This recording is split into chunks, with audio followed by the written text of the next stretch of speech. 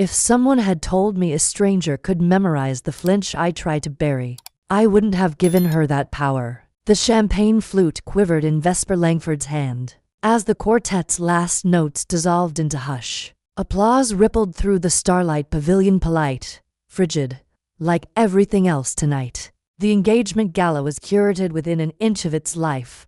Gilt chandeliers, crystal centerpieces, violins trilling Vivaldi like trained birds. None of it made her feel any less like a lamb led to slaughter. Her diamond heels throbbed. The satin dress strangled. Her smile was the grandest lie of all. Across the room, she caught her parents laughing too loudly at something Rowan's father had said. The deal was sealed. The companies would merge. The Langfords would sidestep financial collapse. And Vesper would marry a woman she hadn't met until 3 hours ago. Rowan Cade. The name was sharp, crisp, efficient like her. Vesper had expected someone cold and indifferent, but nothing had prepared her for the woman who had walked in late, wearing a black tailored suit with combat boots instead of heels. Her dark hair pulled into a loose bun. No makeup except for a slash of wine-red lipstick that made Vesper's breath catch. Rowan had barely looked at her, had offered a firm handshake instead of a kiss on the cheek, had said in a voice too low for their parents to hear, "You don't have to pretend to like me." And then, as if sensing the panic under Vesper's perfect posture, had added, "But I won't let you go through this alone either." Vesper didn't know what to make of her. She still didn't.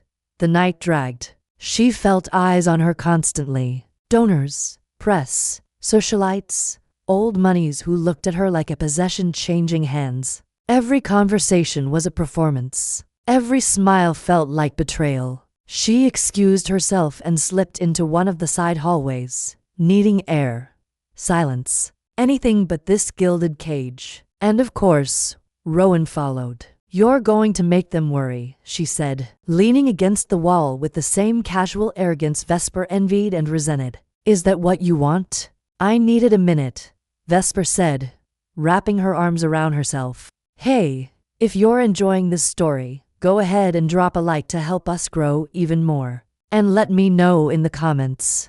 On a scale from 0 to 10, what score would you give this story so far? Your feedback makes all the difference. Do you always follow people when they walk away? Only when they look like they're about to break? That cut deeper than it should have. Vesper straightened her shoulders. "I'm fine." "You're not," Rowan said simply, and something about the certainty in her voice made Vesper's throat tighten. "But I get it. You didn't ask for this. Neither did I, so let's be honest with each other." Vesper turned to face her fully. "Honest. Yes. No pretending. No fake romance for the cameras unless we have to. But also," Rowan stepped closer. "Not threatening, not smug. Just steady. I'm not going to treat you like a burden. If we're stuck in this, then I'm going to make damn sure you don't feel alone. Deal?" Vesper blinked. Her heart thudded harder than it should have. "Why?" "Because you look like no one's ever chosen you for real. And that pisses me off more than this whole mess." That sentence lodged itself in her chest like a splinter. She didn't respond. Couldn't.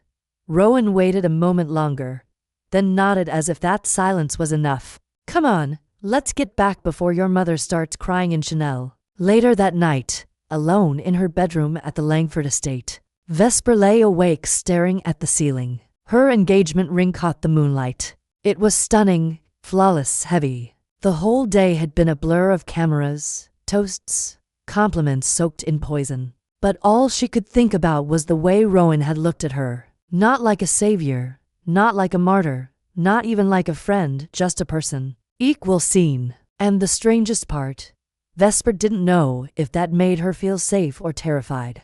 3 days later, the wedding happened. Quick, elegant, press-friendly. Vesper stood beside Rowan at the altar, hands trembling as vows were exchanged. There were no kisses, no promises of forever, only the echo of silence between them and the faintest squeeze of Rowan's hand over hers. A signal, "I'm here." The first night in their shared penthouse was a study in awkwardness. 2 bedrooms, 2 lives that didn't touch. Vesper stood at the balcony, the cold wind cutting through her silk robe. She heard Rowan enter behind her. "You don't have to talk," Rowan said softly. "Not tonight. Just don't lie to me, okay?" Vesper turned. "What would you even know about me lying?" "Because I've done it," Rowan said, walking past her toward the kitchen. "And I know how it eats you alive." She came back with 2 glasses of wine. "So here's to not pretending. Not for them. Not for anyone." Vesper hesitated before accepting the glass. Their fingers brushed. A tiny spark, real or imagined, flared in her stomach. She took a sip, then another, then looked at the woman, who is now, by every legal definition, her wife. "You're not what I expected," Vesper said quietly. Rowan's mouth tilted into something almost like a smile. "Neither are you." The first week of marriage was a masterclass in silence. Not the bitter kind, nor the awkward kind. It was the silence of 2 strangers orbiting the same space, careful not to touch, careful not to ask too much, careful not to say the wrong thing. Vesper woke up every morning with the same heaviness in her chest, slipping into designer clothes that felt more like armor, and emerging from her room, to find Rowan already gone or reading quietly by the window with her feet on the coffee table. Rowan didn't hover. She didn't interrogate. She didn't expect anything from Vesper. And somehow that made it worse because Vesper didn't know what to do with the absence of pressure. She had lived her entire life suffocating under someone else's expectations. Her mother's, her father's, the board of directors, societies. And now that Rowan had offered her something that felt like space, she didn't know how to breathe in it. On the 6th night, a storm rolled over the city. Vesper sat curled on the end of the long velvet sofa in the living room, watching lightning flash through the floor-to-ceiling windows. Her hands clasped tightly in her lap. Her heart was racing. Storms always did that to her. She blamed childhood. Being locked in the dark bathroom during thunderstorms while her mother screamed at staff to shut that girl up. Rowan walked in from the kitchen holding a mug, her hair wet from the rain, and paused when she saw Vesper. Her eyes flicked to the tension in Vesper's posture, the way her nails dug into her palm. "Are you afraid of thunder?" Vesper shook her head automatically. "No." Thunder cracked violently overhead. She flinched. Rowan didn't push. She just walked over, set the mug gently on the table beside Vesper, and sat down on the other end of the couch, a respectful distance. Still, Vesper felt the warmth of her presence. "It's chamomile," Rowan said. "You look like you haven't slept in a while." Vesper stared at the cup. "Do you always try to fix things?" Rowan gave a soft, almost amused sigh. "Only when I can't ignore them." A pause. "You don't have to drink it. Just thought you might want to feel held, even if it's by a mug." That was ridiculous. And yet, Vesper found her fingers curling around the ceramic before she even realized it. The warmth seeped into her skin like something dangerous. She didn't say thank you. Rowan didn't expect it. She just leaned back and closed her eyes, letting the storm rage. Later that night, Vesper found herself lingering at Rowan's door. She didn't knock, just stood there, listening to the faint sound of music through the wall. Not classical, not the cold, distant pieces Vesper had been trained to appreciate. This was softer, raw acoustic guitar, maybe a woman's voice, gentle, honest. She didn't recognize the song, but it made her chest ache. The next morning, she made coffee badly. She had never done it before. Rowan shuffled in wearing sweatpants and a loose hoodie, hair tousled, eyes still half asleep. She blinked at the overflowing mug and the little puddle spreading beneath it. "Are you trying to poison me or seduce me?" she asked. Vesper flushed. "I was trying to say thank you." Rowan arched an eyebrow but didn't tease. She wiped up the spill in silence and took a careful sip. "Awful," she decided, "but I appreciate the effort." Then she smiled, no smirk, no snark, a brief, crooked real smile that made something sharp and unfamiliar bloom in Vesper's chest. The next day was their first public event together, a gala at the Metropolitan Museum of Art. Planned weeks in advance, Vesper's mother had picked the designer gowns, vetted the talking points, and dispatched 3 stylists to ensure Vesper looked composed to perfection. Rowan arrived 10 minutes before departure in a black suit with subtle embroidery at the cuffs, hair scraped into a neat ponytail. She looked like she'd walked out of a Vogue spread. Vesper hated how good she looked and how it made her feel. In the car, silence stretched again, but different this time, threaded with something softer, deeper, and named. "Are you nervous?" Rowan asked at last, eyes forward. Vesper hesitated. "I'm used to being watched. Doesn't mean it hurts less." That pulled Rowan up short. Vesper turned. "Why are you like this?" "Like what?" "Kind when you don't have to be. When I said we didn't have to pretend," Rowan answered, smiling with a worn edge. "I meant we can be honest. I didn't say I don't care." Vesper looked away, her throat tightening. At the gala, Vesper played her part flawlessly, smiles, poses, airy compliments for people who cared more about her status than her name. To Vesper's surprise, Rowan kept hold of her hand most of the night, not possessive, not for show, just steady, anchoring. When a pearl-draped woman delivered a barbed remark about how brave they were to choose such an unconventional marriage, Vesper's fingers tightened and Rowan slipped in, voice velvet sheathing a blade. "Vesper's bravery isn't in marrying me. It's in surviving you." The woman blinked, stunned. Vesper almost laughed. She didn't, but her heart swelled, and it scared her. Back at the penthouse, Vesper uncorked a bottle of wine. "You didn't have to defend me like that," she said. Rowan shrugged out of her jacket. "You're not porcelain," she said, "but I won't let them crack you open just to check if you bleed. You barely know me." And yet she stepped closer, close enough to reach for the glass Vesper held, but didn't. "I see you more than they ever have." The space between them pulsed. Vesper's breath hitched. Rowan didn't move, didn't touch her, just let the moment hang between them like a match held too long. Then she stepped back. "Good night, Vesper." Vesper didn't sleep that night. Vesper didn't mean to start watching her. But somewhere between Rowan's silent defense at the Met Gala and the echo of her words, "I see you," Vesper began to notice things. The way Rowan cracked her knuckles when she was nervous but pretended she wasn't. The way she always took the mug with the smallest chip in it. How she waited for Vesper to start a conversation instead of pushing one. How she never complained, not even when their lives were dictated by social calendars and media interviews, and the constant hum of cameras around their building.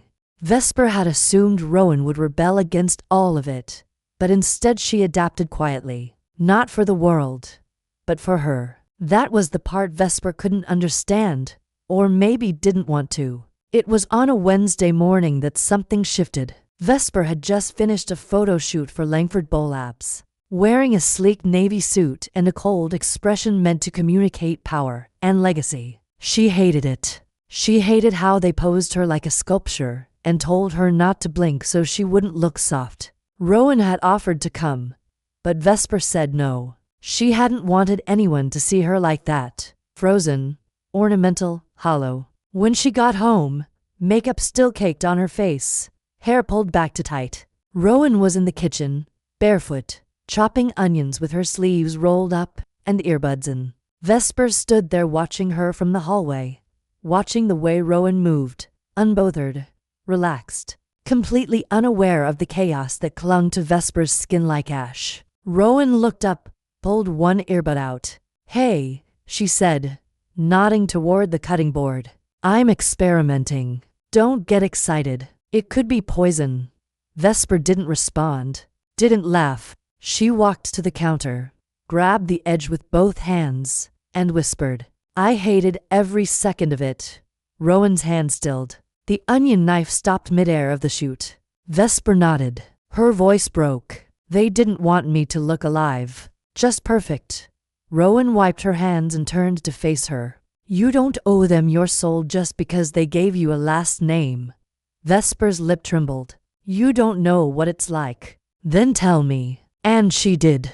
She told Rowan about her childhood, about the ballet classes she was forced into, the diets at age 9, the PR grooming at 12, about how her mother cried the first time she said she didn't want to go into pharmaceuticals, how she wasn't even allowed to come out because if she did, it would cause investor instability. Rowan didn't interrupt. She just listened, arms crossed, face unreadable, but open. When Vesper finished, she was crying quietly and trembling. She hated crying in front of anyone, but Rowan stepped closer, held out her hand, not to touch, just to offer, and said, "You're allowed to hate what they did to you. You're allowed to grieve the girl they never let you be."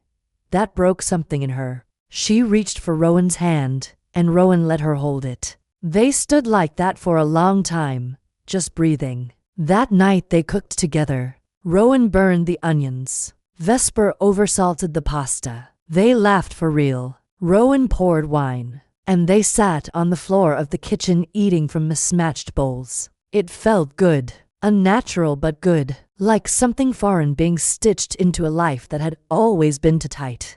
3 days later, Vesper came home from a board meeting with a splitting headache and an ego bruised from having her ideas dismissed by men who smiled too much. Rowan wasn't home, but on the counter there was a note. Saw the board meeting on live stream. You didn't just survive it, you crushed it. You looked like you wanted to stab them. Proud of you. Pizza in the fridge. Our Vesper read it 3 times. She didn't smile. She didn't cry.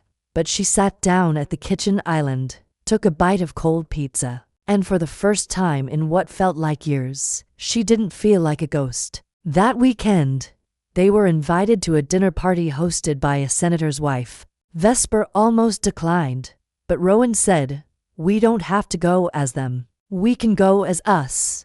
Whatever that means right now." Vesper wore black silk. Rowan wore navy with no tie, hair loose around her shoulders. They didn't arrive holding hands, but Rowan placed her hand gently on the small of Rowan slipped a hand to Vesper's back. When the photographers swarmed, and Vesper let her inside, the evening was exactly what Vesper expected, manufactured, political, humming with invisible skirmishes, but Rowan made it bearable. She murmured jokes at Vesper's ear, diverted attention when Vesper tensed, even danced with her once when the senator demanded a moment with the power couple. It was meant as theater. Yet Rowan's hand was warm and sure at Vesper's waist, her palms steady. Their eyes caught for a second too long. Something unspoken moved between them. Neither smiled, but neither looked away. In the car, Vesper watched the city slide by, heart hammering. "I felt something," she whispered. Rowan didn't feign confusion. "Yeah," she said softly. "Me too." They rode the rest of the way in silence. And that night Rowan didn't return to her own room. She knocked once on Vesper's door. When Vesper opened, still in silk, hair down, lips parted with uncertainty, Rowan said only, "You don't have to be alone tonight." Vesper stepped aside. Rowan came in. She didn't touch, didn't kiss, just sat beside her on the edge of the bed while Vesper leaned into her shoulder. Eyes closed, walls starting to fracture. It wasn't love, not yet. But it wasn't nothing, and that terrified Vesper most of all. The night Rowan stayed, nothing happened in the literal sense, yet something shifted. Quiet and irrevocable, Vesper drifted off with her head against Rowan's shoulder. The slow tide of Rowan's breathing grounding her in a way she hadn't known she craved. When she woke, just before dawn, Rowan was still there, upright against the headboard. One hand resting loosely over Vesper's wrist like an unspoken promise. Vesper didn't move. She watched in the hush, her chest aching with something raw and new. When Rowan finally stirred, blinking sleep away, she didn't pull back. She only looked at Vesper, soft, drowsy, and said, "Good morning," like it mattered. Vesper didn't answer, but she didn't release her hand either. And for the rest of the week, they left that night unmentioned. They returned to their rhythm, parallel routines, shared spaces, casual proximity. But the silence between them no longer felt distant. It was weighted, electric. Vesper found herself noticing things she shouldn't. How Rowan smelled like cedar and cinnamon after her morning shower. How her laughter cracked when something actually made her laugh. How her mouth moved when she read silently on the couch. She hated how easily Rowan could make her stomach twist with one glance. Hated more how much she craved those glances. Now on Friday, their parents invited them for dinner. Vesper had tried to protest, but appearances were still currency, and both families wanted updates on their successful union. Rowan agreed only after confirming there'd be a car waiting at exactly 9 to take them home. If I'm giving them 3 hours of my life, I'm not giving them a minute more, she said flatly. Vesper didn't argue. Dinner was exactly what she expected. Suffocating. Her mother commented on Vesper's recent glow. Her father asked about grandchildren in a tone that made her skin crawl. And Rowan's parents acted like the merger had been a romantic victory, rather than a business transaction. But what surprised Vesper was Rowan. Not because she was polite or composed. That much was expected. But because she was quietly, almost viciously protective. Every time her mother made a passive-aggressive remark, Rowan would lean in closer to Vesper, placing a hand on her lower back or brushing her arm in a subtle display of ownership. That wasn't possessive, but defiant, like she was claiming Vesper not for herself, but from them. When Vesper excused herself and stepped out into the hallway, heart pounding from her mother's latest job about emotional fragility, Rowan found her within minutes. "I'm fine," Vesper said automatically. Rowan didn't respond. She reached out and gently fixed the clasp of Vesper's necklace that had twisted sideways. Her fingers lingered at her collarbone, warm, grounding. "You don't have to pretend with me," she said softly. Vesper's breath hitched. "Why are you always so gentle with me?" "Because I know what it's like to be made of glass and expected to be steel." Vesper closed her eyes. For a second, she thought Rowan would kiss her. She didn't, but she didn't step away either. Back in the car, the air between them was charged, the silence thick with everything unsaid. Rowan's hand rested near Vesper's on the seat, not touching, but close. Vesper stared at it for a long time. She didn't move. When they arrived home, they didn't speak. As they entered the penthouse, Vesper poured herself a glass of wine. Rowan opened the windows. The city lights flickered below them, and for a moment everything else faded. "Do you ever think about what this could have been like if we'd met differently?" Vesper asked. Rowan glanced over. "All the time." Vesper took a slow sip. "Would you have noticed me?" "I noticed you the second I walked into that engagement party," Rowan said without hesitation. "Even before you saw me." Vesper's chest tightened. "I hated you at first." "I know," Rowan said, then quieter. "I hated what you represented, not you." Vesper laughed soft and hollow. "I hated what I represented, too." Rowan walked over, took the glass from her hand, and set it down. Her eyes searched Vesper's face, calm and unreadable. "We can rewrite this, you know. Not for them, for us." Vesper swallowed hard. "How?" "Start with telling me what you want, not what they want. You." Vesper couldn't breathe. She could barely think. "I don't know what I want," she whispered. "That's okay," Rowan murmured. "I can wait." And with that, she stepped back, gave her a faint smile, and disappeared into her room. Vesper didn't sleep that night, not because of doubt, but because her entire body was buzzing with the ache of something she'd never let herself feel before. Desire, hope, terror. The next morning, Rowan made pancakes badly. Vesper took one bite and nearly choked. Rowan raised both eyebrows. "Okay, rude." Vesper was laughing before she could stop herself. And it was real. For the first time in what felt like years, it was real. The rest of the day passed in strange warmth. Coffee on the balcony, music playing softly in the background, shared glances that lasted too long. That night, as Vesper stood in front of her mirror, brushing her hair, Rowan appeared in the doorway. No words, just her in sweatpants and a tank top, hair damp from a shower, eyes soft but serious. Vesper turned slowly. Rowan didn't move, but the tension between them coiled like wire. Vesper didn't ask what she was doing there. She didn't need to. Rowan walked forward slowly, carefully, giving her time to stop it. Vesper didn't. When Rowan reached her, she raised one hand and gently tucked a strand of hair behind her ear. Vesper's eyes fluttered shut. "You're not broken," Rowan said. "You are just never allowed to be whole." Vesper let out a shuddered breath. Then when she opened her eyes, she said, "Stay." One word, one crack in the wall. Rowan didn't answer. She just reached for Vesper's hand, pulled her gently toward the bed, and they lay down, fully clothed, side by side, facing each other. Neither of them touched. Neither of them slept. They just listened to each other breathe slowly, carefully, like they were building something sacred. Vesper had no idea where this was going, but for the first time in her life, she wanted to find out. Something had changed. It was invisible, subtle, but undeniable. A thread pulled taut between them, humming quietly beneath every interaction. Vesper felt it in the way Rowan stood a little closer now. The way her gaze lingered a beat too long when Vesper spoke. The way silence between them had softened into something intimate instead of awkward. It wasn't love.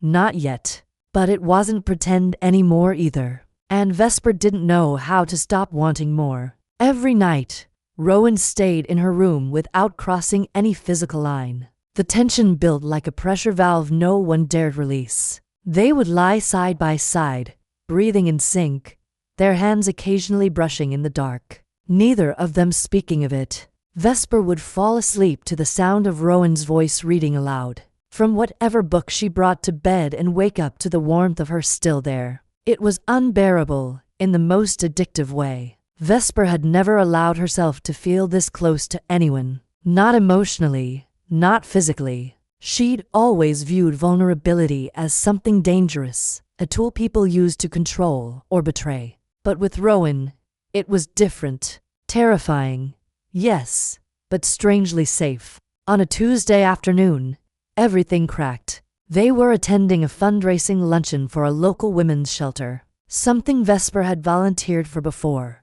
But this time she brought Rowan as her wife. The press was there naturally, and the moment they stepped out of the car holding hands, the cameras exploded. Vesper kept her chin high, her smile perfectly measured, but her grip on Rowan's fingers was tight. Inside, they mingled, posed for photos, answered shallow questions about philanthropy and unity. But it wasn't until they sat down at their table that it happened. One of the donors, an older man in a navy suit and false charm, leaned across the table toward Vesper with a smirk. "I must say, Vesper, you've surprised us all. I never would have guessed you'd be comfortable with this arrangement." Vesper stiffened. Rowan glanced at the man, her expression unreadable. "This arrangement," Vesper repeated slowly. "You mean my marriage?" "Well, sure. I mean, no offense," the man said, laughing like he'd made a clever joke. "But a woman like you marrying another woman just seems like such a dramatic pivot from what the Langfords usually represent." Vesper opened her mouth, unsure if she was going to scream, or cry, or throw her wine in his face. But before she could speak, Rowan reached out and placed her hand gently on Vesper's thigh under the table. Not for show, for grounding. Then she turned to the man and said calmly, "A woman like her? What's that supposed to mean?" The man shrugged, smug. "You know, poised, private, not exactly waving a pride flag. If you get my drift." Rowan leaned forward, her voice still soft, but colder now. "A woman like Vesper has spent her entire life being measured by men like you. Judged, controlled, silenced. She doesn't owe you visibility, comfort, or explanation. And for the record, she doesn't need to wave a flag to be proud. She married me, didn't she?" The man blinked, visibly taken aback. Vesper's heart pounded against her ribs. Under the table, she slid her fingers into Rowan's, grateful, breathless. After the event, the car filled with silence again, charged, hot, restless. Vesper turned toward her, voice low. "Thank you for what you said back there, Rowan kept her eyes on the city sliding past. I meant it. I know, Vesper whispered. That's what scares me. Rowan glanced over. Really, why? Because I want you to mean it, Vesper said, barely audible. And I don't know what to do with that. They held each other's gaze. Neither moved. When they got home, Vesper didn't head to her room. She trailed Rowan into hers. Rowan paused at the doorway, one hand on the frame. Are you sure? Vesper nodded. I don't want safe anymore. I want real.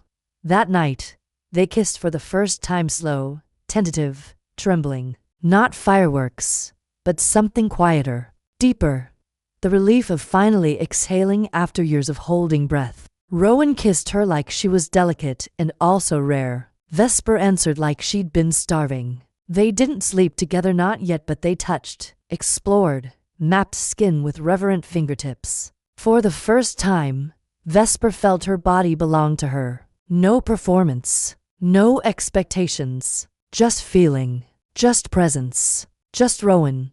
The next morning, they lay tangled in bed, sheets twisted, sunlight slipping between curtains. Vesper traced lazy circles on Rowan's bare shoulder. Does this change everything? She asked. Rowan smiled without opening her eyes. No, it just makes it finally make sense. Vesper closed her eyes and pressed her forehead to Rowan's.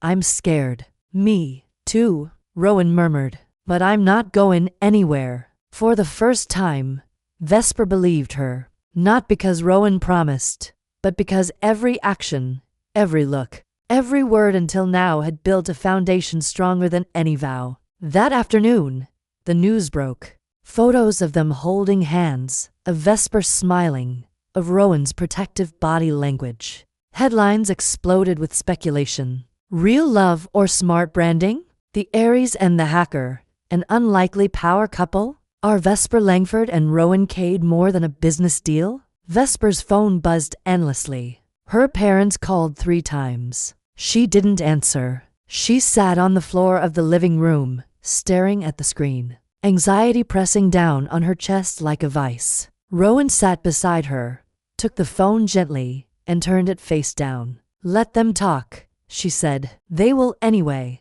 but only we get to decide what's real. Vesper's eyes filled with tears. What if I'm not ready to face them? Then you don't, Rowan said. Not until you want to. Not until you say it's time.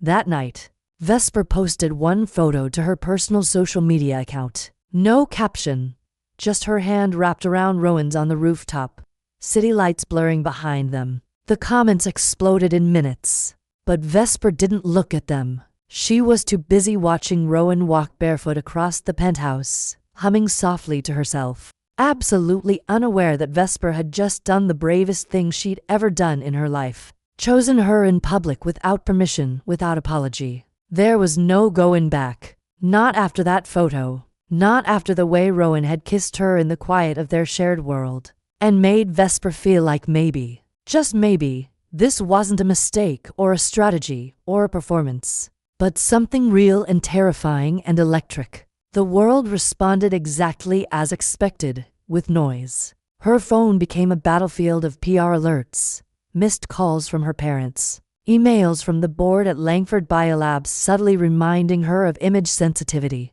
and reputation impact. Articles dissected their every movement, how close they stood, how often they touched, whether Rowan's smile in one frame meant more than professionalism. They called it a rebranding, a risk, a rebellion. Vesper sat on the edge of the bed, phone buzzing constantly on the nightstand, while Rowan stood by the window in an oversized t-shirt, sipping coffee like none of it mattered. You're calm, Vesper muttered, staring at the screen. You're not. They're going to destroy me, she whispered. Rowan walked over, took the phone, and tossed it onto the bed like it was harmless. No. They're not, because I won't let them. You can't protect me from the entire world. Maybe not, Rowan said, crouching down in front of her. But I can remind you that they don't get to define who you are. You do. And if you want to disappear for a week and shut it all out, I'll pack the bags. If you want to go public, give interviews, take control of the narrative. I'll stand beside you and smile like hell. But if you want to breathe, just breathe.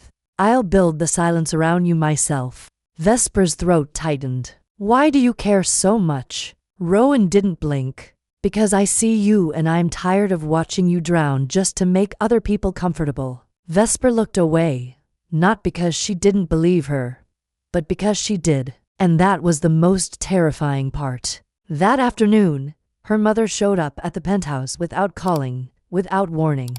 She walked in like she still owned Vesper's life, her heels clicking across the floor like accusations. You need to take the photo down, she said without preamble. You need to stop pretending this marriage is more than what it is. The damage control is still possible if you act now. Rowan stood behind the kitchen island, arms crossed, silent, watching. Vesper took a slow breath. It's not pretending, her mother scoffed. Don't be dramatic. This was a business deal. You knew that. I knew what you wanted it to be, Vesper said, standing straighter. But it turns out I get a say too. You've always been impulsive, emotional. This is exactly why we never let you. Let me what? Vesper cut in, her voice rising. Live feel. Choose. Her mother's mouth flattened into a line. You're humiliating yourself. Rowan stepped forward then, calm but firm. With all due respect, Mrs. Langford, Vesper doesn't need your permission to be whole. Her mother turned on her, cold eyes narrowed. And you? This entire thing is your fault. You've seduced her into thinking she can abandon everything she was raised for. I didn't seduce her, Rowan said. I just didn't lie to her. Vesper watched them, her chest rising and falling in shallow, furious breaths. Then she said quietly, You can leave now. Her mother froze. What? You heard me? Vesper, don't be foolish. You think she'll still be here when the press turns cruel? When the board pulls their support? When you've burned every bridge you have? Vesper looked at Rowan. Rowan didn't flinch, didn't look away, just reached for Vesper's hand and held it tightly. Yes, Vesper said, I do. Her mother stared at them like she didn't recognize her daughter. Then she turned and walked out without another word. The door clicked shut. Silence fell. Vesper collapsed into Rowan's arms. She didn't cry. Not yet. But her whole body trembled. She's going to make my life hell, she whispered. I know, Rowan said, holding her close. But you're not alone in it anymore. That night, Rowan drew her a bath, lit candles, played music. She didn't ask questions, didn't give advice, just sat on the bathroom floor, back against the wall, while Vesper sank into the water and exhaled for what felt like the first time in days. I feel like I'm unraveling, Vesper whispered, staring at the flickering flame of a candle. Then let it unravel, Rowan said softly, and we'll stitch something new from what's real. You make it sound so simple. It's not, Rowan said, but it's worth it. Later in bed, Vesper curled into her side, face buried against her neck. I don't know how to be this brave every day. Rowan's voice was quiet. Then I'll be brave enough for both of us until you catch up. The next morning, a letter arrived from Langford Biolabs. Official stationery language sharp and corporate. A gentle but clear suggestion that Vesper's public image had become complicated, and that continued board support would require strategic alignment. Translation: fall back in line or fall out of favor. Vesper read it 3 times. Then she put it down, walked to the kitchen, and poured herself a cup of coffee. Rowan watched her silently. Well, she asked. Vesper took a sip. They can shove their alignment. Rowan smirked. Now that's the woman I married. They laughed, really laughed, for the first time in what felt like forever. But the day wasn't over. That afternoon, Vesper received an invitation to speak at a panel about women in leadership. At first, she almost declined. The attention, the questions, the pressure. But then she saw Rowan watching her, calm and patient, waiting for her to decide. And Vesper said yes. The event was televised. A room full of CEOs, executives, journalists. Vesper wore a white pantsuit and heels that made her feel 10 feet tall. Rowan was in the audience dressed in black, arms crossed, eyes locked on her like a silent promise. When the moderator asked about the photo, the rumors, the reality of her marriage, Vesper didn't flinch. "It started as an arrangement," she said, "but what it became was mine. And I won't apologize for loving someone who makes me feel safe in my own skin." For the first time in my life, the room went quiet. Then someone clapped, then others. Rowan didn't clap. She stood up and Vesper smiled at her like she finally knew who she was becoming. The moment the interview aired, the world shifted. Vesper's face, her voice declaring love on live television in a steady, unshakable tone spread faster than anyone could contain. Screenshots flooded feeds. Pundits parsed every syllable. Headlines swung from praise to pearl-clutching. Aries defies family for love. Vesper Langford declares same-sex marriage no longer a business deal. Revolution or recklessness? None of that noise touched Vesper when she stepped off the stage and found Rowan by the exit. Arms folded, eyes bright with a mix of shock and pride. She didn't bother with words, just crossed the distance, wrapped Rowan up, and buried her face in her neck, letting the tension drain for one stolen moment. Rowan's hands were there at once, sure and warm. "You said it," she breathed into Vesper's hair. "You really said it." "I meant it," Vesper whispered back. "I still do." They left hand in hand, ignoring camera flashes and shouted questions. But back at the penthouse, reality poured in, cold and fast. Her inbox brimmed with directives from Langford Bowl Labs legal, HR, and media teams. Her father's voicemail was cool and clipped. "We'll discuss your position at the next board meeting." Her mother didn't call, just texted, "You've made your choice. Don't expect rescue." Vesper stared until the words smeared, then deleted the message. Rowan threaded their fingers together. "We're not asking for rescue," she said. "We're building something out of the ashes." That night, for the first time, they fell asleep in the same bed with no walls left between them. No pretense, no fear. They made love slowly, deliberately, as if trying to memorize each other in case the world burned everything down the next day. Vesper cried halfway through, not from pain, from release. Rowan didn't ask why. She just kissed her until her breath evened out and the shaking stopped. When morning came, they didn't speak about it. They didn't need to. But outside their quiet world, things were shifting. The board at Langford Bowl Labs was splitting down the middle. Half argued Vesper's publicity had humanized the company. The other half saw her as a liability. She was excluded from 3 meetings without explanation. Rowan noticed the change first. "They're freezing you out," she said one morning, sliding a tablet across the breakfast table. "Your name isn't on the new initiative. You were supposed to co-chair that." Vesper stared at the document. Her name absent, replaced. "They're testing how far they can push," she murmured. Rowan leaned forward, pushed back, but Vesper hesitated. If she fought, they'd paint her as emotional. If she didn't, they'd erase her completely. There was no safe path, only fire. That night, she sat alone in the balcony, legs pulled to her chest, hair in a loose braid. Rowan came out quietly, sat beside her, handed her a glass of wine. "You don't have to be polite about this," she said. "It's okay to be angry." Vesper sipped slowly. "I've spent so much of my life being calm, contained, controlled. I don't even know how to be angry properly." "Then let me teach you," Rowan said. "Start with one truth you've never said out loud." Vesper took a long breath. "I hate how much of myself I gave up just to be acceptable." Rowan nodded. "Say another." "I hate that my parents never loved me, just the version of me they built."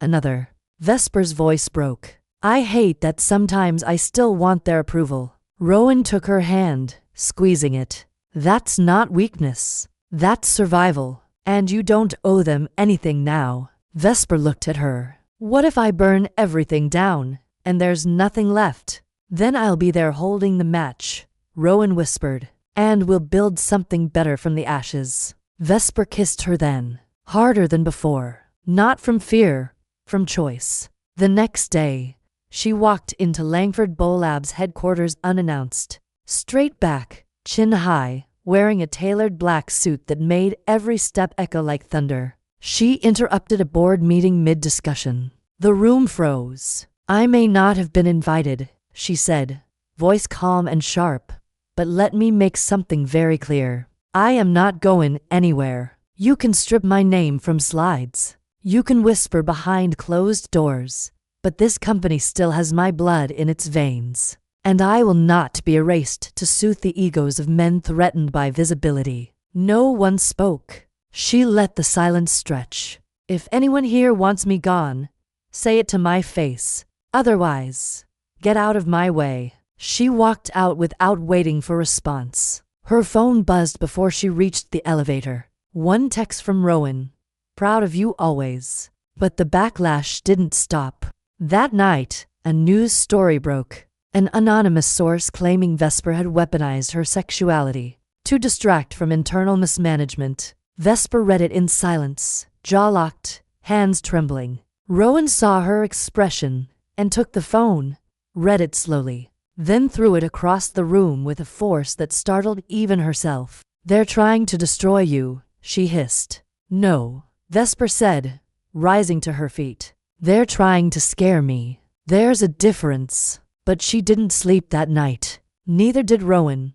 They sat up in bed, backs against the headboard, knees touching. "This isn't just about us anymore," Vesper said. "This is about every girl who's ever been told to sit down and smile." "Then we don't stop," Rowan said. "We push harder. We speak louder." "We," Vesper asked. Rowan turned her head. "You think I'd let you fight this alone?" Vesper looked down at their hands, fingers laced. "I don't know what I did to deserve you." Rowan smiled, kissed her knuckles. "You didn't do anything. You just let yourself be seen." That was enough. Outside, the city pulsed with light and judgment and noise. But inside their shared space, there was something unshakable forming. Not just love, not just survival, something bigger, something louder than silence, something that refused to hide anymore. The week after the smear article was the hardest of Vesper's life. Every time she opened her phone, another headline screamed accusations. Phrases like calculated rebellion, sexual manipulation, and unfit for leadership rotated through the news cycle like poison on repeat. Even the reputable outlets, ones that had previously called her a rising star, began to use phrases like controversial figure and reckless heiress. Rowan told her not to read them. Vesper pretended not to. But at night, when the lights were off and Rowan's breathing had settled into that slow rhythm beside her, she would scroll through the venom in the dark, each word another thorn under her skin. The board remained quiet, but their silence was strategy, not mercy. Legal sent her a revised contract, stripped of power, laced with condescension. She didn't sign it, not because she believed they wouldn't force her out, but because she was done pretending to be obedient just to earn a seat she'd already bled for. Still, the pressure clawed at her confidence, at her worth. She stopped going out, stopped checking her email, canceled a radio interview that Rowan had encouraged her to accept. One morning, she stood in front of the mirror with her toothbrush in hand and didn't recognize her own eyes. Hollow, dull, afraid. Rowan found her like that in the bathroom, still wearing her robe, hands frozen at the sink. "You didn't sleep," she said quietly. Vesper shook her head. "I can't stop hearing them. I hear their voices in my head every time I close my eyes." Rowan stepped forward and took the toothbrush from her hand. "Then let me say something louder." Vesper didn't speak. Rowan cuped her face gently, forcing her to meet her eyes. "You are not weak for being hurt. You are not dramatic for being angry. And you are not alone just because you're afraid." "I feel like I'm vanishing," Vesper whispered. "You're not," Rowan said. "You're being peeled down to something honest. And when the surface breaks, that's when the fire gets out. And what if all that's left under the surface is ash?" "Then I love your ashes, too," Rowan said, voice unwavering. And just like that, the fear cracked a little. That night, Rowan didn't just hold her. She laid Vesper down with a tenderness that felt like worship. And for the first time, Vesper didn't just receive love. She let it in completely openly with all the broken pieces. The next day, things got worse.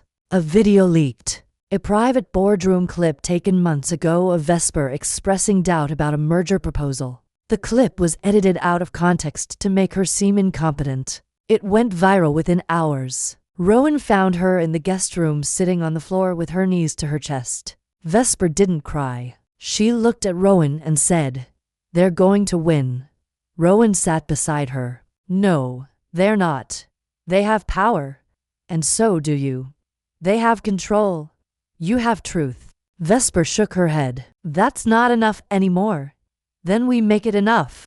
Rowan said, "We go all the way public. Stop letting them write the script. What are you suggesting? An interview. Together. Not a polished PR piece, a real one. Raw. Honest.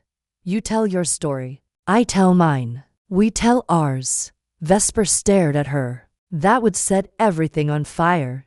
Then we light the match together." She hesitated. A lifetime of being coached to wear the right dress, say the right line, offer the right smile, and Rowan was asking her to tear it all down, on camera. "You really think people care about the truth?" "No," Rowan answered without pause. "But they'll feel it." That was enough. They reached out to a journalist Rowan trusted, independent, brave, and said it for the following week. In the days before, Vesper felt like she stood on a cliff without a net. But Rowan never left her side. She helped pick clothes that felt like Vesper instead of an image. They practiced questions without scripts, only candor. She held Vesper when panic rose, steadied her when she spiraled, made her laugh when nothing seemed funny. On the morning of the interview, Vesper looked in the mirror and didn't see fear, she saw fight. And when Rowan took her hand heading into the studio, she didn't feel alone. The interviewer started gently, but didn't pull punches. "There's been a lot of speculation about your marriage," he said. "What do you say to those who believe it was never real?" Vesper met his eyes without blinking. "They're right about one thing. It wasn't real at first. It was arranged, strategic. But what came after was something none of us could engineer." "And what was that?" Vesper looked at Rowan. Rowan looked back. Then Vesper faced the camera. "I fell in love with someone who refused to let me feel unloved, even when I didn't know how to receive it." The rest of the interview was a blur of emotion, talking about their pasts, their fears, the silent ways love had grown between them. Rowan spoke of watching Vesper break and how beautiful it had been to watch her rebuild. Vesper spoke of finally seeing herself through Rowan's eyes and liking who she saw. By the end, there were tears from them.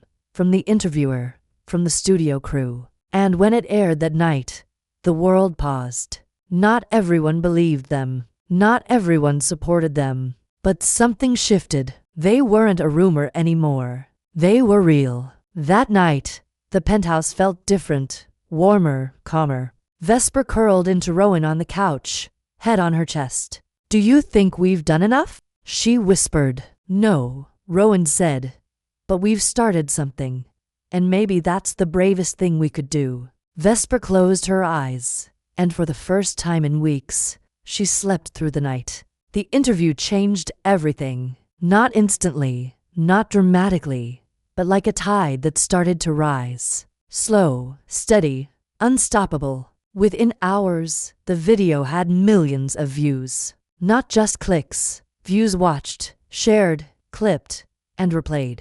Headlines once cruel and speculative softened their tone. Raw and unfiltered, Vesper Langford and Rowan Cade speak out. From arrangement to affection, the truth behind the marriage. Vulnerability, visibility, and the fight to be seen.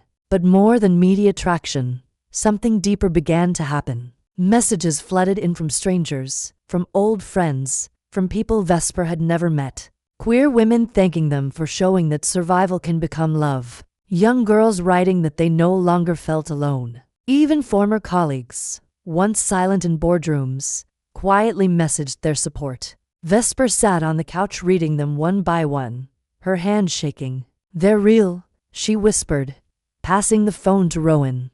"They see us." Rowan scrolled through the comments, her expression unreadable. Then she smiled small, private, proud. "Yeah," she said, "they really do." But it wasn't just validation that the interview brought. It was also power. Vesper received an invitation to keynote a conference about equity in corporate leadership, something she'd never been offered before. Langford Bow Labs couldn't ignore the growing support. They released a generic public statement about honoring personal journeys and recognizing leadership in all forms. It was weak, but it was a retreat. And in this war, that was a victory. Vesper didn't celebrate with champagne or lavish dinners. She celebrated in quiet ways. Long walks with Rowan, hand in hand through neighborhoods that no longer felt like cages. Afternoons reading on the balcony, cooking badly and laughing hard.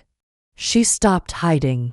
Rowan noticed the shift first. "You're smiling more," she said one night, brushing a curl behind Vesper's ear. "Not for show, just because." Vesper leaned into the touch. "Because I finally feel like I'm not holding my breath every second of the day." That night, Vesper woke from a nightmare, an old one, the kind where she's standing in front of a crowd and her voice disappears. She sat up in bed, gasping, sweating, heart pounding like it was trying to escape her chest. Rowan was awake in seconds. "What is it? What happened?" "I was voiceless again," Vesper whispered. "Like before. Like always." Rowan pulled her into her arms. "You're not voiceless anymore," she said firmly. "You're the one changing the conversation now." Vesper clung to her. "Why does that scare me more than being silent ever did?" Rowan kissed her forehead. "Because it means you matter. And when we matter, people try harder to silence us." The next morning, they were invited to speak at a university event focused on visibility and love beyond conventions. They hesitated. It felt intimate, different from the televised interview, but eventually they said yes. The auditorium was packed, mostly young people, students, queer kids who looked at them not like celebrities, but like survivors. Vesper's throat tightened when she saw them. Rowan noticed. "You don't have to speak if you're not ready," she whispered. Vesper shook her head. "I want to." And when she stood, hands trembling, voice soft but steady, she said, "I was taught that love was something that came after approval, after perfection, that I had to earn it, control it, dress it up in silence and obedience. But then I met someone who didn't want my performance, only my truth. She looked at Rowan and I learned that real love doesn't arrive like lightning. Sometimes it grows in the quiet between two people who were never supposed to belong to each other. And then it stays." When they finished speaking, the room erupted in applause. But what Vesper remembered most was a girl in the front row, maybe 19, with a pride pin on her backpack and tears in her eyes. She mouthed, "Thank you," as they stepped down. Backstage, Vesper collapsed into Rowan's arms. "Every time I think I'm empty, I find something left to give." Rowan smiled against her hair. "That's what makes you powerful." In the days that followed, Vesper's father reached out, not to threaten, not to shame, but to ask for a meeting. Vesper hesitated. "What if he just wants to manipulate me again?" "Then you walk out," Rowan said. "But you'll do it standing tall this time." They met in a quiet cafe downtown. Her father looked older, tired. He didn't hug her, just nodded and gestured for her to sit. For a long time, neither spoke. Then he said, "You're not the woman I raised." Vesper met his gaze. "No, I'm the woman I became when I stopped needing to be who you wanted." "You've lost us a lot of support," he said, "and I may never understand this."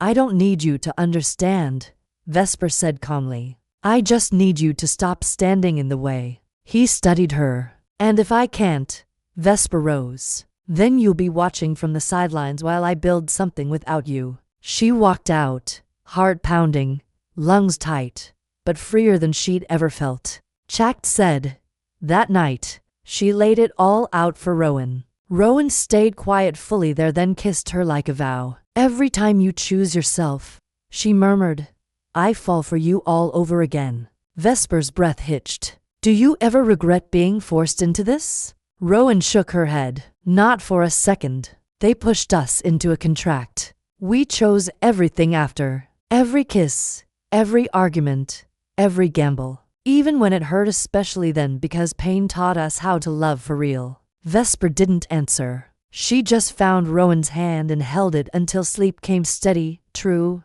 earned. It wasn't just about them anymore. Somewhere between outlasting smear campaigns, facing down their families, and picking each other again and again, Vesper and Rowan became more than a marriage. They became a movement, not because they chased the spotlight, but because the world kept watching, and what it saw was a story that refused to shut up. The university address exploded online. Clips of Vesper's trembling voice speaking about love, identity, and freedom were spliced across TikTok, quoted in articles, played in classrooms. There were murals now into cities, one in Boston, one in San Francisco. Both feature the same image, a silhouette of two women side by side, hands intertwined, facing the skyline. Someone tagged it with a phrase from the interview, "She didn't let me feel unloved." Vesper saw it for the first time from the back of a car rolling past a concrete wall,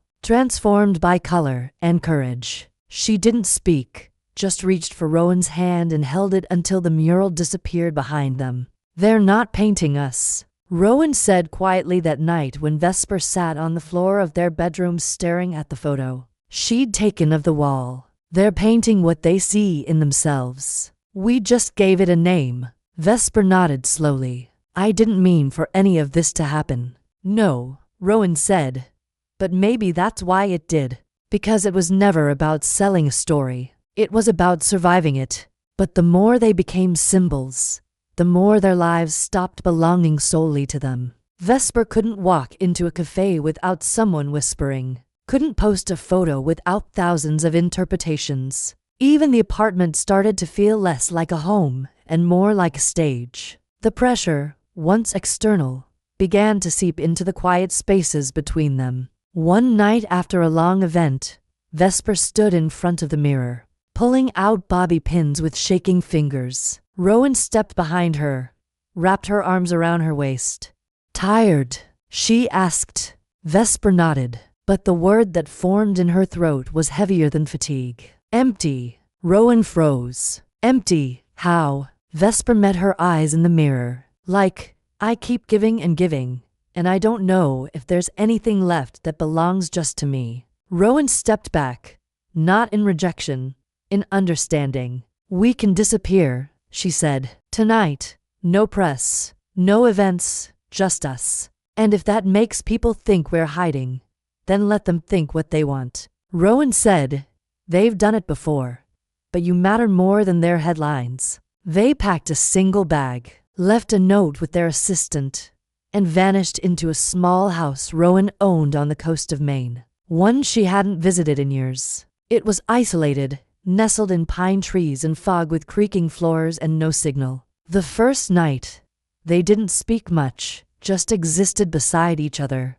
Vesper lit candles. Rowan cooked. They ate on the floor with the sound of waves in the distance. It wasn't romantic. It was necessary. Vesper slept for 12 hours straight. Rowan didn't wake her. When she finally opened her eyes the next morning, light streaming across her face, she realized she hadn't dreamed, hadn't worried all night. She found Rowan outside, barefoot in the grass, staring out at the ocean. Vesper wrapped her arms around her from behind and said, "You always know when I'm about to break." Rowan leaned back into her because I've lived in pieces, too. They stayed for 4 days. No makeup, no meetings, no media, just food, books, firewood, long walks, and slow kisses. The kind of intimacy that didn't need proving. On the third night, they lay in bed, tangled under a blanket, the room lit only by the flickering fire. Vesper traced a finger over Rowan's collarbone. "If I hadn't fallen in love with you," she whispered, Do you think we'd still be surviving all of this? Maybe, Rowan said, but it wouldn't have mattered, because we'd still be pretending. And now, Rowan said, voice low, everything matters. Every choice, every breath, every time you speak, you change something, even when it's small, especially then. On the 5th day, they returned. Vesper was ready, not because the world had changed, but because she had. She walked into Langford Labs headquarters without fear. The board had called an emergency vote. She knew what it meant, knew they were trying to push her out. But she wasn't the girl who once sat silent while they ignored her voice. She wore white. No jewelry, no makeup, just clarity. Rowan was waiting in the lobby, eyes locked on her as she stepped into the elevator. She didn't need to follow. Vesper didn't need armor anymore.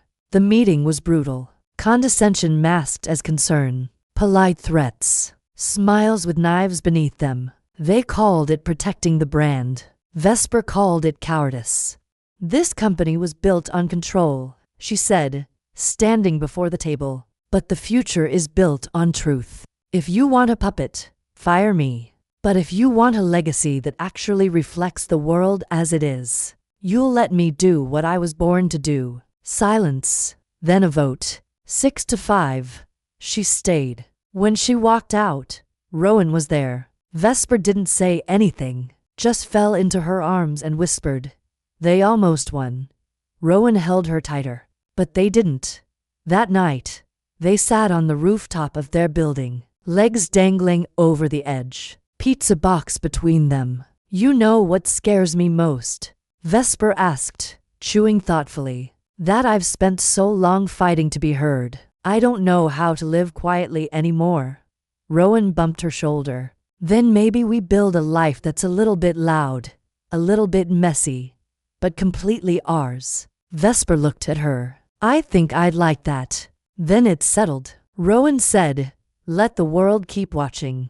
We'll give them something beautiful to see." Vesper always thought that the end of a battle would feel like silence, like calm, like peace. But in the weeks after the board vote, she discovered that surviving didn't mean resting. It meant rebuilding. And rebuilding was its own kind of storm.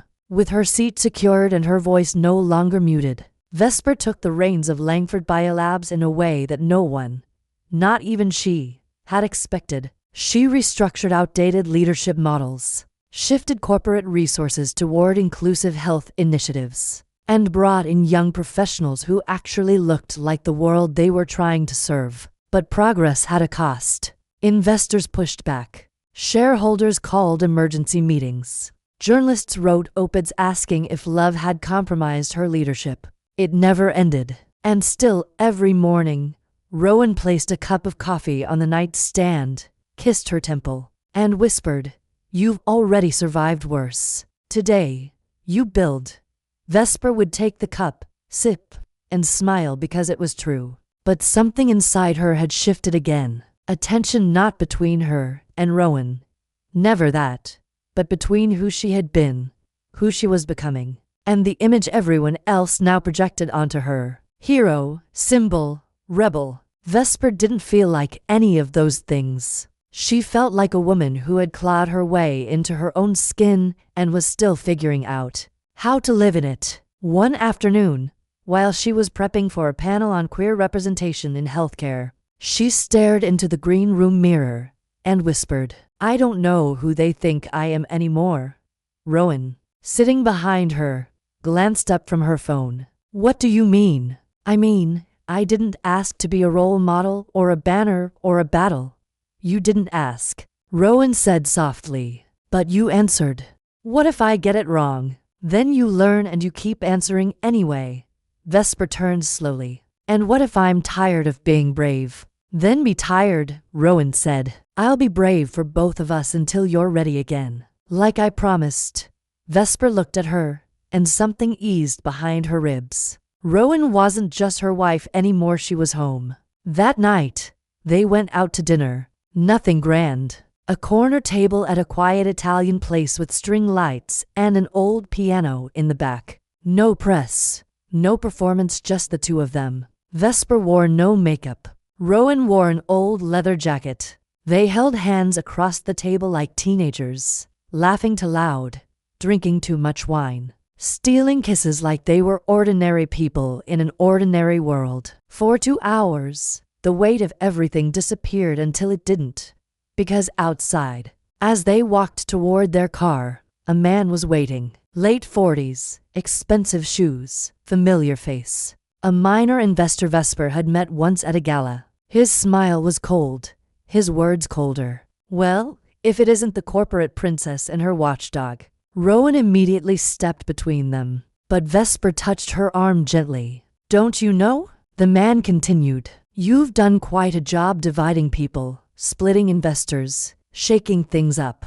And for what? A personal crusade disguised as policy. Vesper didn't flinch. For integrity, for attention, he snapped. You think love makes you bulletproof? It doesn't. It makes you predictable. Weak. Rowan stepped forward. Say one more word and I swear to God. No. Vesper interrupted, voice calm. Let him finish. Let him speak every bitter, outdated word so I can look him in the eye and remind him that I've already outlived the system he worships. She turned to the man. Your time is ending. Mine is just beginning. And whether you like it or not, women like me are the future of this industry. Get used to it. His smile faltered. He stepped back and then he left. Vesper's hands were shaking as she unlocked the car. Rowan opened the door for her without a word. Once inside, Vesper let out a long, trembling breath. He scared me, she admitted. I hate that. You are brilliant, Rowan said softly. You stood your ground because I've seen you do it 100 times, Vesper. Rowan turned to her. You don't need me as a shield anymore. You are the storm now. And Vesper believed her. But the fear still lingered, not just for herself, but for what came next. Because with visibility came responsibility. And with responsibility came exposure. That weekend, Vesper was invited to appear on a major televised round with other women CEOs and LGBTQ+ leaders. She was hesitant, exhausted, but she went. Rowan stayed backstage. Vesper sat beside lawyers and authors and tech giants, all talking about disruption, power, resistance. And when it was her turn to speak, she looked into the camera and said, I never set out to be brave. I only set out to be honest. But in a world that punishes honesty, maybe that is a kind of courage. After the show, Rowan found her in the dressing room, unzipping her boots. You're getting really good at this, she said. At what? Being seen and staying soft. Vesper smiled. It's easier when you're watching. But later that night, as they lay in bed, Vesper turned to her and whispered, Doesn't it scare you that the more real we are, the more they want to ruin it? Every day, Rowan said, but I'd rather be hated for loving you out loud than loved for hiding it. Vesper didn't reply. She just kissed her, slow, aching, full of everything words couldn't hold. The next morning, Vesper received an email from an LGBTQ+ nonprofit asking if she'd consider becoming a mentor for young queer professionals. She stared at it for a long time, then clicked reply. Yes, that night, she told Rowan. I think it's time we stop reacting, she said, and start leading. Rowan raised her glass to the women they never saw coming. Vesper clinked hers gently, and the love they couldn't silence. For the first time since the engagement that had started it all, the penthouse was quiet. Not with tension, not with fear, just silence. Rowan had gone to San Francisco for a last-minute meeting about a new tech venture, only 3 days. But her absence felt heavier than it should have. Vesper walked through the apartment like a ghost, brushing her fingers over forgotten mugs, jackets tossed over chairs, pillows still holding the shape of Rowan's back. They had spent so long fighting to be together, to be seen, to stay whole. And now, with no war to fight for a moment, Vesper didn't know what to do with the stillness. Her calendar was full. Interviews, panels, company updates, even a new mentorship initiative. But none of it filled the space Rowan left behind. On the second night, Vesper stayed late in the Langford Bowl Labs office, staring out the window at a city that no longer scared her. She should have felt triumphant, but something gnawed at her, a pressure in her chest she couldn't name. That same evening, Rowan called. They talked about nothing and everything. The hotel room she was in, the pitch meeting that went better than expected, the coffee in San Francisco being stronger, then silence. Then softly, Rowan asked, "Are you okay?" Vesper hesitated. "I'm used to chaos," she whispered. "Now that there isn't any, I feel unanchored." Rowan didn't rush to fix it. Maybe peace feels foreign because it's new. Doesn't mean it isn't real. Vesper closed her eyes. "I miss you. I miss you, too," Rowan replied. 3 years ago, I didn't even believe in this kind of missing. And now I count the hours." They hung up after a long, sleepy silence, but the feeling stayed. Restlessness.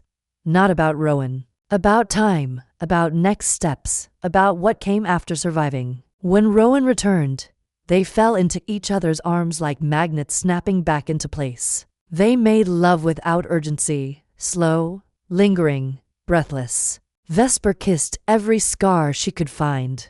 Rowan held her like a prayer. But in the days that followed, something subtle shifted. Not coldness, not distance, just difference. Rowan started talking about moving part of her tech operations back to California. Not permanently, but more than occasionally. Vesper nodded supportively, but something inside her curled tight. "We could do long distance for a while," Rowan had said, brushing hair from Vesper's face.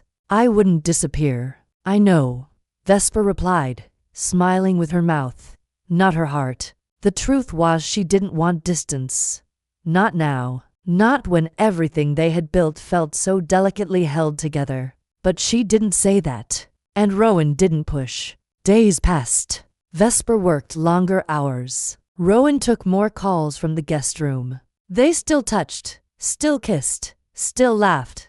But the silences between them became slower to break. One night, curled up on the couch watching an old documentary, Vesper finally said what had been festering for weeks. "Are we going in different directions?" Rowan didn't look away from the screen. "No, I don't think so." "Then why does it feel like we're walking side by side, but looking at two different horizons?" Rowan turned her head. "Because we are, and maybe that's not wrong."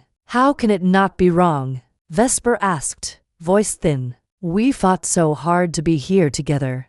"Exactly," Rowan said. "And now we're finally safe enough to grow, to stretch, to want more than just not losing each other." "But what if we stretch too far?" Rowan took her hand. "Then we hold tighter." Vesper's throat closed. "I don't want to become strangers again."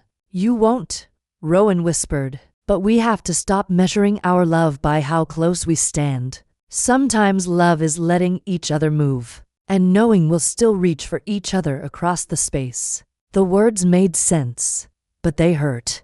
Vesper didn't want space. She wanted solid ground, certainty, roots, and she was starting to suspect Rowan needed wings. That weekend during a public Q/and for the mentorship program, someone asked Vesper where she saw herself in 5 years. She froze, smiled, said the right things. Empowerment, expansion, impact. But later, alone with Rowan on the rooftop, she confessed the truth. "I didn't know what to say because I don't know if we are in that future." Rowan went still. "Do you want us to be?" "Yes," Vesper said instantly. "But I don't know if wanting is enough." Rowan looked at her, heartbreak barely hidden. "So, what are we saying, Ves? That love got us here, but it won't carry us through what's next?" "No," Vesper said, tears brimming.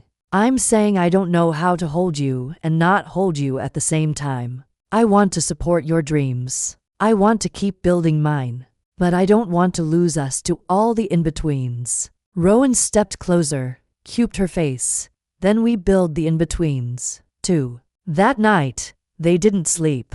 They talked for hours about future cities, about kids, about what home meant when both their careers might take them to opposite coasts. It wasn't an argument. It was raw, aching clarity. For the first time, they admitted the shape of the life they were building might not match the story everyone else saw, and that love, even theirs, needed more than fire. It needed foundation. Eventually, Vesper rested her head on Rowan's chest and whispered, "Promise me something. Anything. If we ever lose each other, we find our way back. No matter how far." Rowan kissed her hair always. "But we're not losing each other. We're just learning how to hold on in motion." Morning came too soon, but it brought light, and with it, something like hope, complicated, imperfect, real. There's a silence that doesn't come from lack of sound. It comes from the weight of something unspoken, something both people feel, but neither wants to name. That silence had settled between Vesper and Rowan like fog. It wasn't cold. It wasn't cruel, but it lingered in the space between their bodies at night. In the hesitation before every kiss. In the way their laughter now came a second slower than before. It had been 3 weeks since their rooftop conversation, since Vesper had confessed her fear of losing Rowan in the in-betweens. And though they had vowed to build a future together, the cracks beneath that promise were beginning to spread. Not because the love was fading. If anything, it had only deepened. But because love, they were learning, was not a guarantee of synchronization. Rowan's tech project in San Francisco had been green-lit for expansion. Her presence would be needed there 6 months out of the year. Vesper's leadership role at Langford Biolabs had only grown, and walking away now would be seen as surrender. Neither of them wanted to compromise their purpose, and neither wanted the other to shrink. So they kept smiling, kept saying, "We'll figure it out." Kept pretending that planning future flights between coasts was the same thing as planning a life. One night, Vesper came home from a conference to find Rowan sitting on the floor of the living room, surrounded by open folders and a half-packed suitcase. Her back was to the door. Vesper stood there in silence for a moment, watching her, heart pounding. "Are you leaving already?" Rowan turned. "I told you I fly out Thursday." "I know," Vesper said. "I just thought we'd have more time to." She stopped. "To what?" "Say goodbye. Pretend nothing was breaking." Rowan stood slowly. "I don't want to fight." "We're not fighting," Vesper said. "That's the problem. We're both just waiting for the other to say it first." "Say what?" Vesper met her eyes. "That we're not in the same place anymore." "Not really." Rowan looked away. "I love you. I know." "Then what are we supposed to do with that?" Vesper walked over, sat on the edge of the couch. Her voice was quiet. "Maybe we have to ask if love is enough right now. Not in theory, not in fairy tales. In real life. In this life." Rowan sat beside her. "I don't want to lose you. Neither do I, but you also don't want to leave Boston." Vesper turned to her. "And you don't want to stop building what you've started." Rowan reached for her hand. "If we try harder, maybe." "We've been trying," Vesper said gently, "every day. And we've built something incredible. But we're both exhausted, and that kind of tired. It doesn't make space for growth.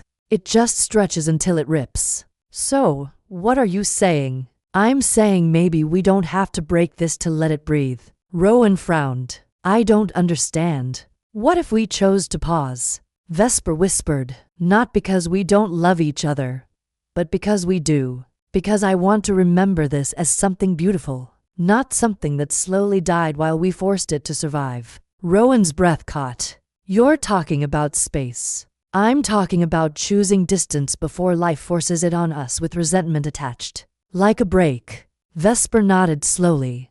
A pause. "Time to focus on who we're becoming individually. Not forever, but long enough to come back with clarity." Rowan stood and paced the room, emotions flickering across her face. Disbelief, pain, understanding, and what if we don't come back? Then at least we'll know we didn't let it rot from inside. Vesper's voice cracked. Then we'll know we were brave enough to walk away while it was still love. Rowan looked at her, tears now in her eyes. "You're killing me with kindness. You know that." Vesper stood to, walked over, took her face in both hands. "No, I'm loving you honestly. For the first time in my life, I'm choosing not to pretend that everything will work out just because I want it to. But I still want it to, Rowan whispered. I still want you. Vesper kissed her soft and slow, salt on their lips from both their tears. Then come back to me, she whispered,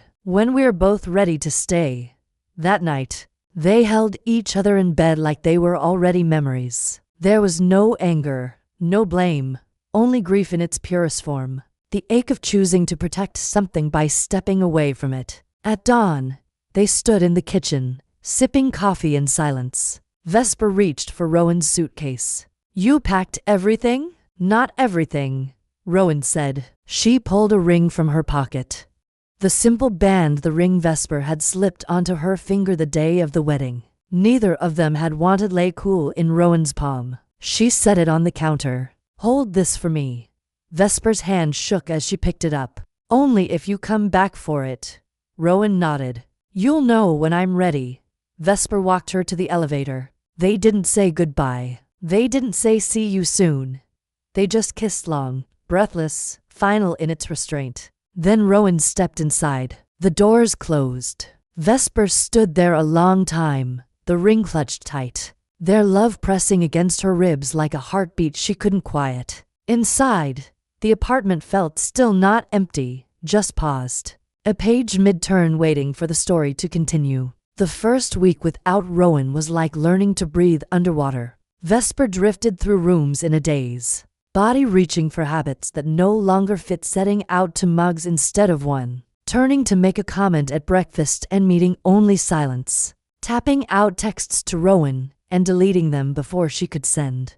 The ring stayed on the marble countertop, untouched, gleaming in the morning light like an unclosed wound. She couldn't wear it. It didn't feel right, didn't feel fair, but she couldn't tuck it away either. It remained exactly where Rowan had left it, between them in absence and promise. Days blurred into weeks. Vesper hurled herself into work, into speeches and community projects, anything that kept her moving. The mentorship program flourished. Invitations arrived from abroad. Magazine covers billed her as the face of corporate revolution, and asked how Vesper Langford rewrote the rules. But none of it replaced presence. Each night she returned to a quiet apartment, slid into a bed that still smelled like someone who hadn't stopped loving her. Rowan's toothbrush stayed by the sink. Her hoodie hung on the back of a chair, not denial, but a tether, proof that what they lived was real. This wasn't a breakup. It was something else, harder, quieter, almost sacred. Grief without anger, love without touch. On the 27th night, Vesper dreamed they were dancing barefoot in the kitchen, music low. She laughed so hard she couldn't catch her breath. Rowan drew her close, cupped her face, and whispered, "You're still mine."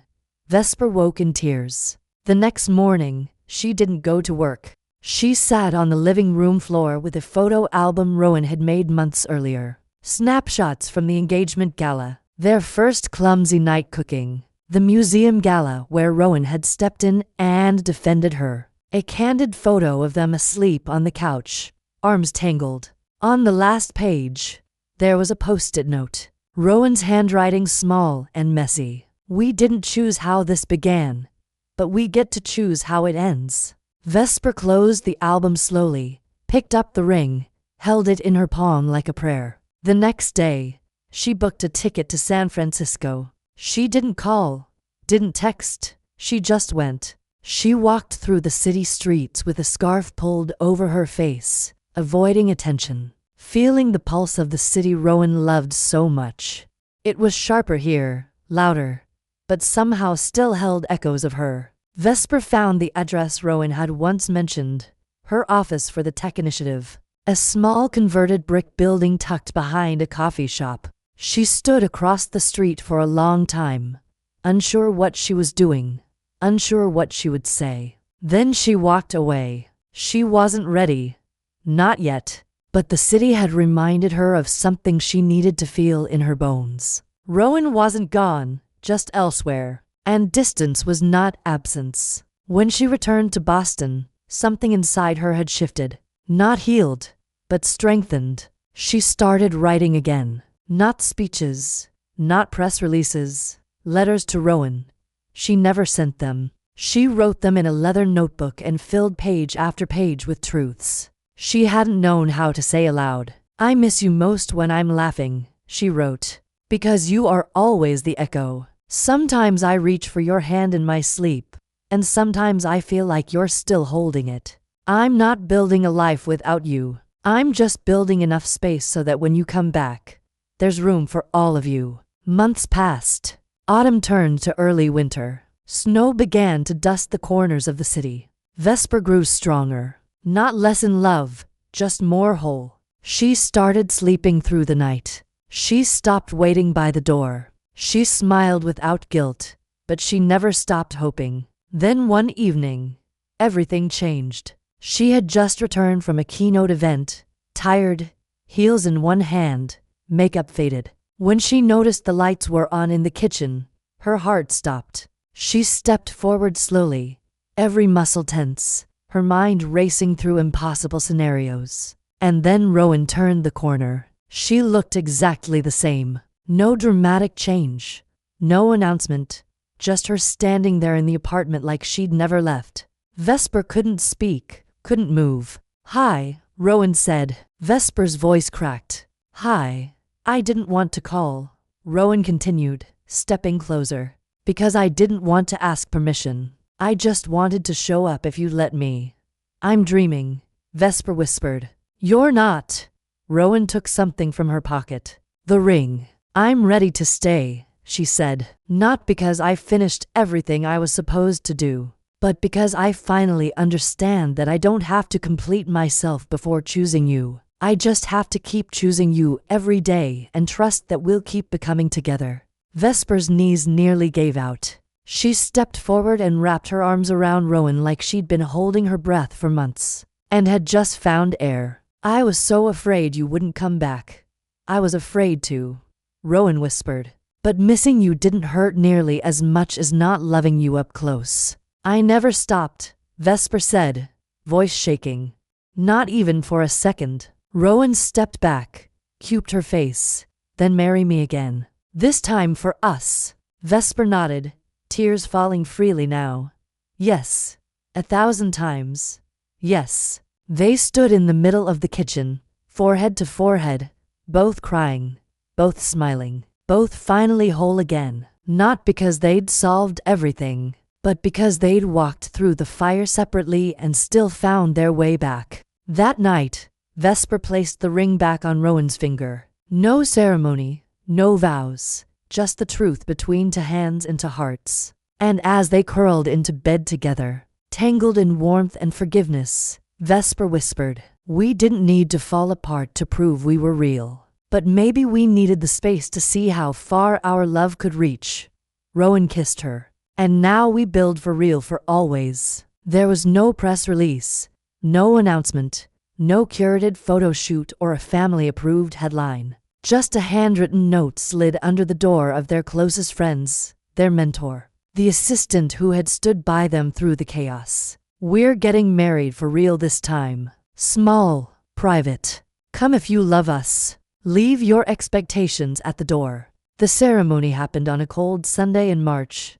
The sky was heavy with gray, and snow still clung to the corners of sidewalks. But inside the old glass conservatory Rowan had chosen, tucked behind a museum almost forgotten by time, there was only warmth, 30 chairs, one aisle, no altar, just light filtering through aged glass, hanging ferns, and a piano playing something slow and full of ache. Vesper wore white, not satin, not stiff, a flowing dress with long sleeves and a deep back, bare feet on warm stone. Rowan wore black, a suit tailored to her frame, shirt slightly undone at the collar, hair pinned up, but already coming loose. When Vesper walked toward her, the room disappeared.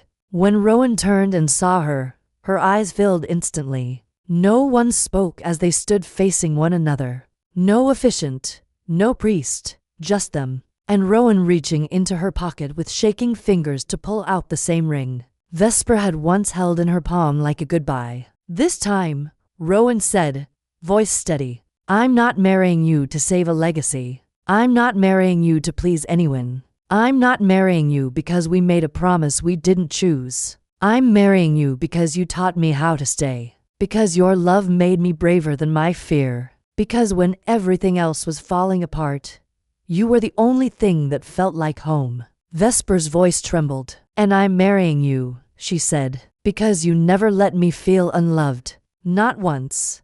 Not when I was angry. Not when I was silent. Not when I asked for space. And not when I didn't know how to stay. You waited for me. You fought for me. You saw me. And that is the kind of love I will spend the rest of my life becoming worthy of. They placed the rings on each other's fingers slowly, reverently, like they were drawing new maps over old scars. They didn't kiss right away. They just stood there, foreheads pressed together, breathing the same breath, holding the same promise, unspoken, but unbreakable. Then when the music swelled, Rowan leaned in and kissed Vesper like she had the first time. Slow, reverent, certain, and the guests' friends, chosen family, people who had witnessed them fall and rise, stood in quiet awe, no clapping, just hearts breaking open. The reception was just as simple. Long tables covered in candles, handwritten notes in place of printed menus, music from a friend's speaker, laughter, toasts that turned into tears. Vesper stood at one point to speak, her voice clear. For so long, I thought love was something you earned, something that came after perfection. But it isn't. Love is what makes the imperfection bearable. Love is what stays after the performance ends. She raised her glass. To every woman who's ever been told to sit down, to shrink, to hide who she loves. May you know that love is not weakness. It is the revolution. Rowan stood after her, quieter, less polished. I didn't believe in marriage, she said. Not really. And maybe that's because the world told me people like me didn't belong in fairy tales. But Vesper didn't give me a fairy tale. She gave me something better. She gave me a home I didn't have to earn. The rest of the night was slow and soft. They danced. They laughed. Vesper cried into Rowan's shoulder during their first dance. And Rowan whispered, "It's over. The hard part is over. Now it's just us." And it was. A week later, they disappeared into the countryside for their honeymoon. No phones, no cameras, just each other. They made love like they had waited their entire lives for the permission to be gentle. They woke slowly, cooked breakfast barefoot, read poetry aloud under blankets. One morning, Rowan rolled over and stared at Vesper's sleeping face and whispered, "We did it." And Vesper, half awake, smiled, "No, we're doing it." They spent a month like that, healing, reclaiming, choosing. And when they returned to the city, things had changed. But not them. Their careers were still waiting. The world still had questions. But their love, steady, quiet, earned, didn't waver. Vesper restructured her company's leadership model to reflect the new world she was building. Rowan opened a mentorship incubator in San Francisco, but kept an apartment in Boston. They commuted back and forth.